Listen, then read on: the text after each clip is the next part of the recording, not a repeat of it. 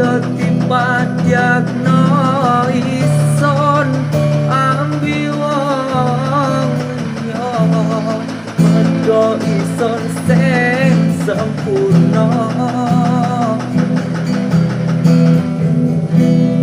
Ojo dibedakno wawas asih ison ambi kemelape donya.